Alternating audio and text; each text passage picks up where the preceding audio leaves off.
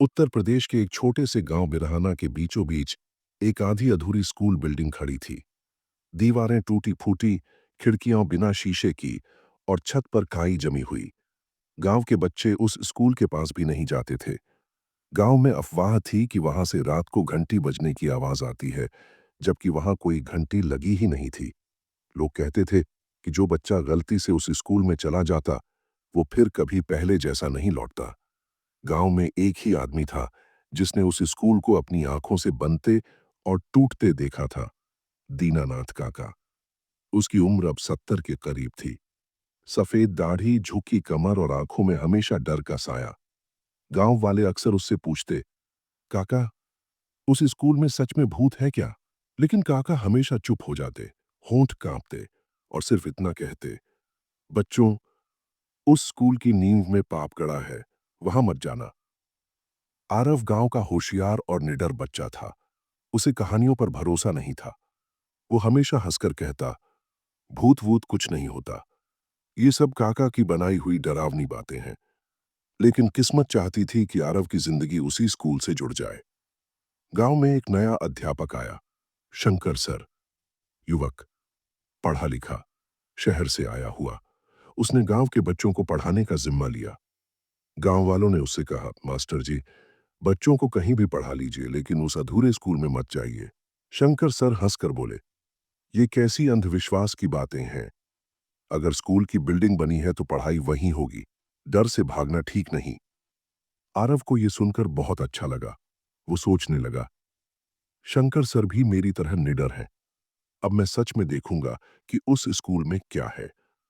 अगले ही दिन शंकर सर ने गांव के बच्चों को उसी अधूरे स्कूल में बुलाया। ज्यादातर बच्चे डरकर नहीं आए, लेकिन आरव पहुंचा। क्लास शुरू हुई।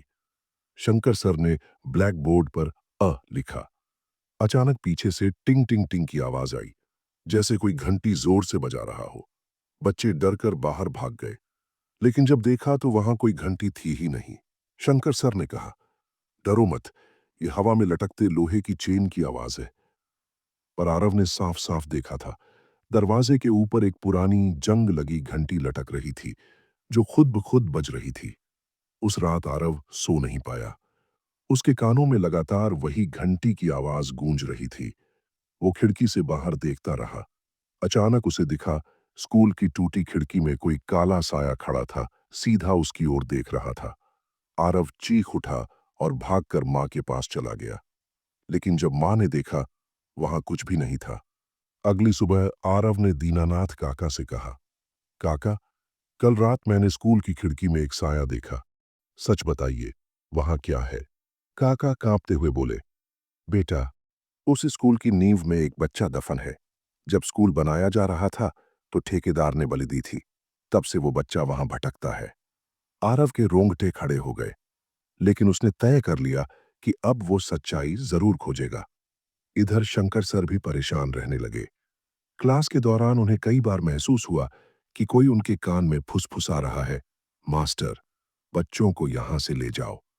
कभी ब्लैक बोर्ड पर खुद ब खुद खून से अक्षर लिखे जाते, कभी किताबें अपने आप जमीन पर गिर जाती। लेकिन शंकर सर ने हार नहीं मानी। उन्होंने तय किया कि वो और आरव मिलकर उस रहस्य का सच बाहर लाएंगे। एक दिन आरव और शंकर सर ने स्कूल के पीछे की टूटी दीवार के पास खुदाई की। नीचे उन्हें एक पुराना लोहे का दरवाजा मिला, जैसे कोई तहखाना हो।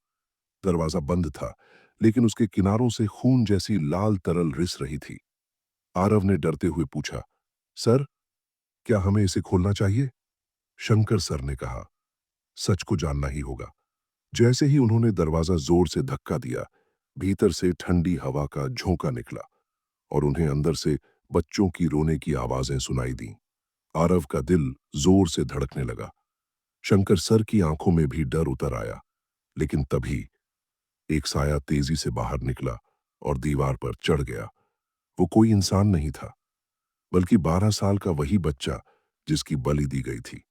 उसके गले में टूटी हुई घंटी बंधी थी और वो चीखते हुए बोला, मेरी पढ़ाई अधूरी रह गई। अब कोई भी बच्चा इस स्कूल में नहीं पढ़ेगा। आरव और शंकर सर ने उस साये को देखा तो दोनों के होश उड़ गए।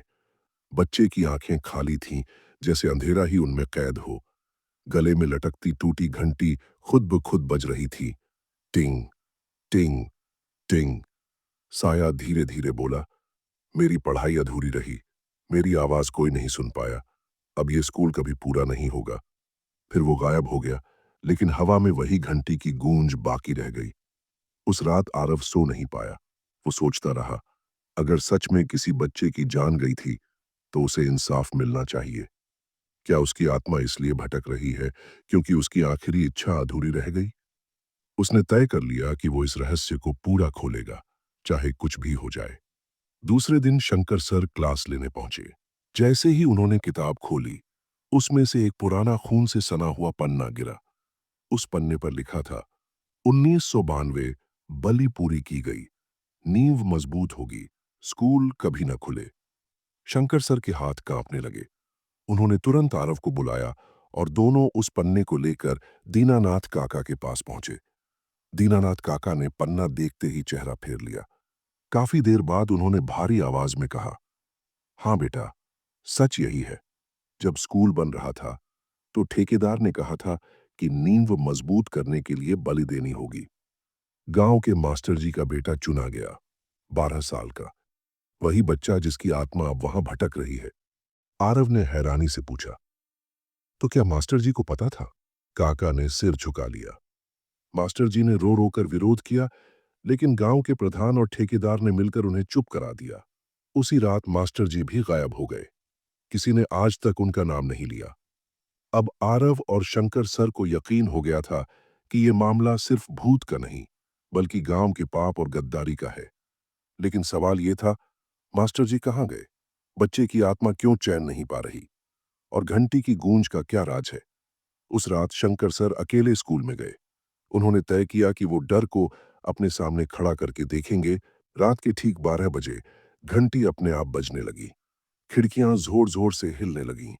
ब्लैक बोर्ड पर खुद ब खुद खून से लिखा जाने लगा, मेरा नाम रोहित है, मुझे इंसाफ दो। शंकर सर कांप गए। अचानक उन्होंने देखा कि एक बच्चा खून से लथपथ उनके सामने खड़ा है, चेहरा फटा हुआ, हाथ में टूटी स्लेट। वो बोला, तुम मास्टर हो, तुम्हें मेरा अधूरा पाठ पूरा करना होगा, वरना ये गांव कभी चैन से नहीं रहेगा। उधर आरव अपने घर में गहरी नींद में सो रहा था, लेकिन सपने में उसने वही बच्चा देखा। बच्चा रो रहा था और कह रहा था, मेरी माँ रो रो कर मर गई, मेरे पिता मास्टर जी को गांव ने धोखा दिया, अब मुझे सिर्फ पढ़ाई पूरी करनी है, क्या तुम मेरी मदद करोगे? आरव सपने में हाँ कह देता है। जैसे ही वो जागता है, उसकी हथेली पर चौक से लिखा होता है, किताब लाओ। अगली सुबह आरव और शंकर सर फिर से दीनानाथ काका के पास गए। काका ने कांपते हुए कहा, तुम दोनों अब पीछे हट जाओ। जिस दिन रोहित की आत्मा को किताब मिल गई, उस दिन गांव का वो पाप भी खुल जाएगा जिसे सबने छुपाया है। प्रधान नहीं चाहता कि ये राज बाहर आए, वो तुम्हें भी खत्म करवा देगा।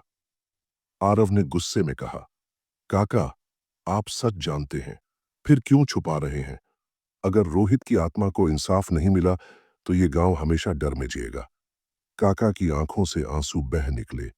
बेटा, असली गुनहगार मैं भी हूं। उस रात मैं भी वहां था, मैंने भी कुछ नहीं किया। उस रात हालात और भयानक हो गए। जैसे ही घड़ी ने 12 बजाए, पूरा स्कूल हिलने लगा। खिड़कियां अपने आप खुल गईं। घंटी लगातार बजती रही। शंकर सर और आरव दोनों वहां मौजूद थे। अचानक दीवार से काले हाथ निकलकर दोनों को पकड़ने लगे। कमरे की हवा बर्फ जैसी ठंडी हो गई। साय ने गरजते हुए कहा, मेरा नाम लो, मेरी कहानी कहो, वरना ये स्कूल सबको निगल जाएगा। आरव चीख पड़ा, तुम रोहित हो, मास्टर जी का बेटा। मैं तुम्हें पढ़ाई पूरी करवाऊंगा, लेकिन हमें सच जानने दो।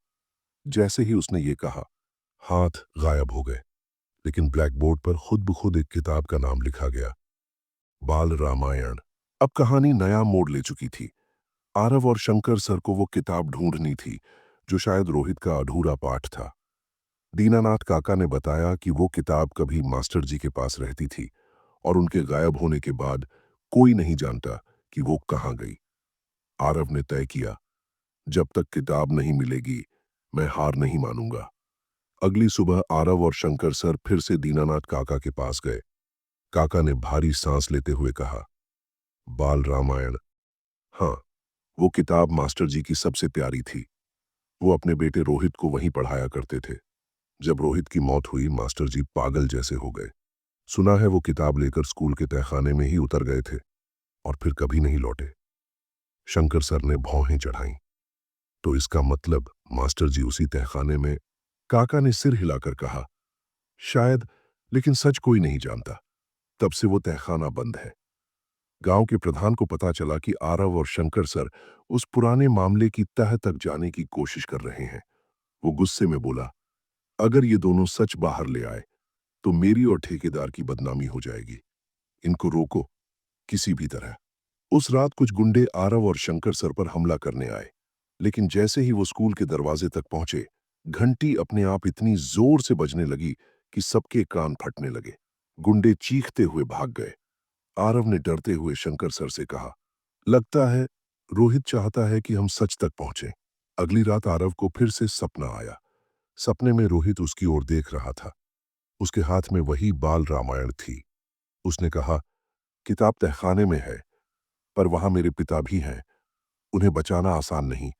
आरव चौंक कर उठ बैठा। उसने शंकर सर को सब बताया। अब दोनों को यकीन हो गया कि तहखाने में उतरना ही होगा। अगले दिन दोनों स्कूल पहुंचे।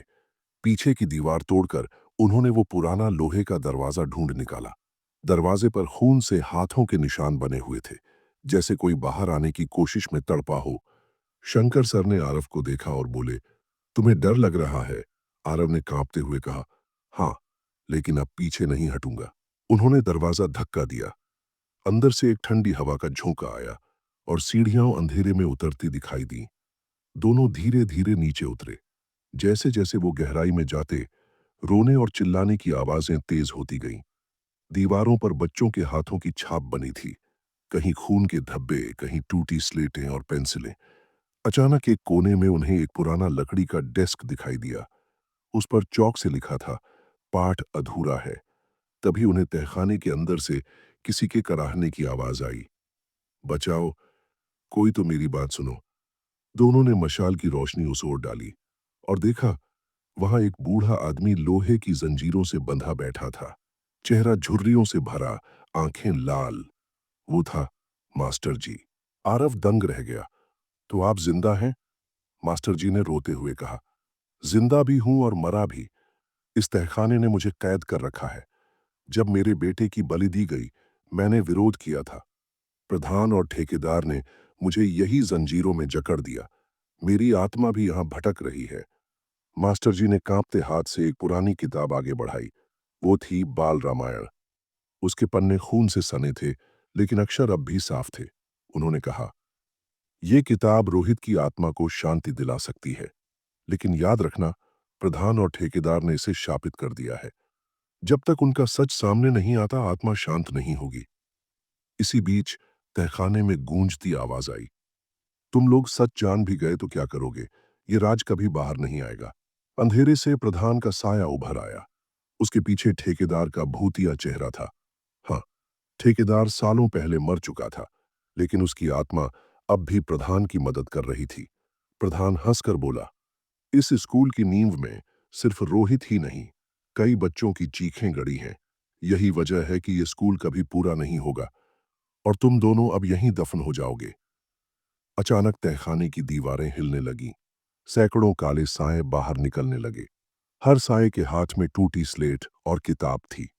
वे सब चीख रहे थे, हमारा पाठ अधूरा है, हमारा पाठ अधूरा है। आरव और शंकर सर किताब को कसकर पकड़े रहे। मास्टर जी जंजीरों में तड़प रहे थे। शंकर सर चिल्लाए, आरव, किताब खोलो, जोर से पढ़ो, यही एक रास्ता है।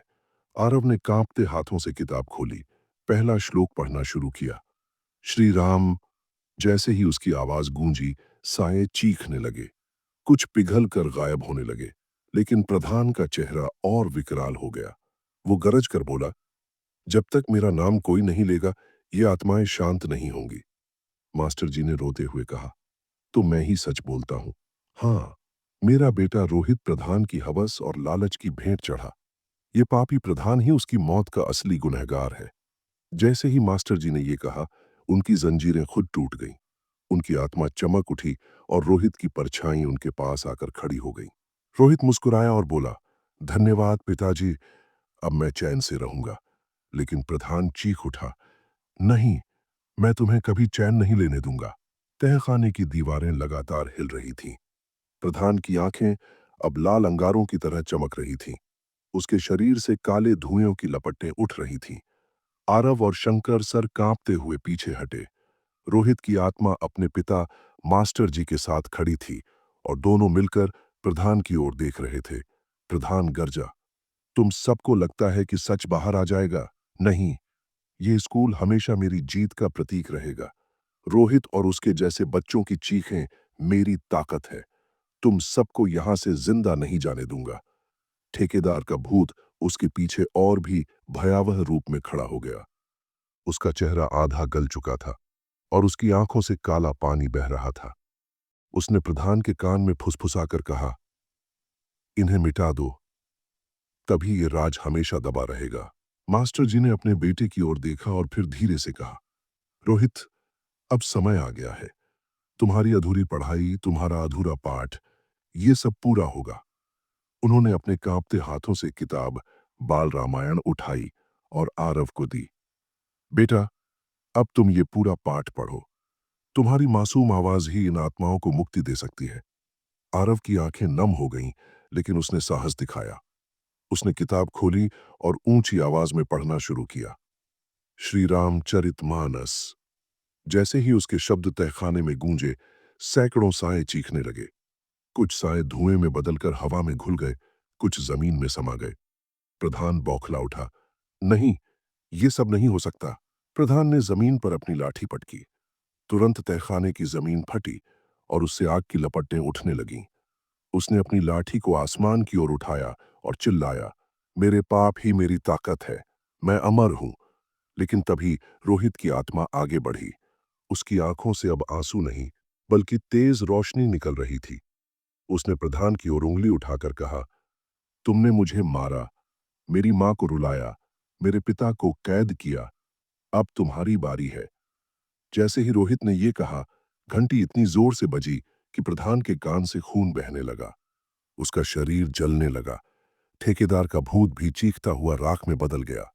प्रधान आग में झुलसकर चीखता रहा, मुझे बचाओ, मैं सब मानता हूं, मैं गुनहगार हूं। लेकिन कोई उसे बचाने नहीं आया। धीरे धीरे उसका शरीर राख में बदल गया और तहखाने में एक अजीब सन्नाटा छा गया। सभी साए अब शांत खड़े थे। उनके चेहरों पर पहली बार चैन का भाव था।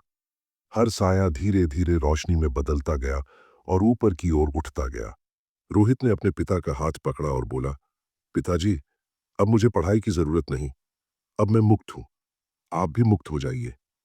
मास्टर जी की आंखों से आंसू बह निकले। उन्होंने आरव और शंकर सर की ओर देखकर कहा, धन्यवाद बेटा, तुम दोनों ने मेरा और मेरे बेटे का बोझ हल्का कर दिया। अब हम चैन से रहेंगे। इसके साथ ही मास्टर जी और रोहित रोशनी में बदलकर आसमान में समा गए। घंटी की आवाज आखिरी बार बजी और फिर हमेशा के लिए शांत हो गई। अगली सुबह गांव वालों ने देखा कि अधूरी स्कूल बिल्डिंग अचानक पूरी हो चुकी थी। टूटी दीवारें अब मजबूत थीं, टूटी खिड़कियां अब नई लग रही थीं और छत पर काई गायब थी। हर कोई हैरान था। दीनानाथ काका ने आंखों में आंसू ले कहा, आज गांव का पाप धुल गया। आज वो मासूम आत्माएं चैन से सो गईं। शंकर सर ने बच्चों को इकट्ठा किया और कहा, अब ये स्कूल सचमुच शिक्षा का मंदिर बनेगा। अब कोई डर नहीं, सिर्फ पढ़ाई होगी।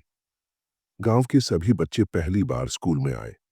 आरव सबसे आगे खड़ा था और उसकी आंखों में चमक थी। उस रात आरव खिड़की से स्कूल की ओर देख रहा था। पहली बार वहां कोई साया नहीं था, कोई घंटी नहीं बज रही थी, बस हल्की हवा बह रही थी। उसने मन ही मन कहा, रोहित भैया, तुम्हारी पढ़ाई अब अधूरी नहीं रही। तुम्हारी आत्मा ने हमें सिखाया कि सच चाहे कितना भी दबा हो, एक दिन सामने जरूर आता है। गांव बिरहाना में अब कभी घंटी की डरावनी आवाज नहीं गूंजी। अब वहां सिर्फ बच्चों की हंसी और पाठ की गूंज सुनाई देने लगी।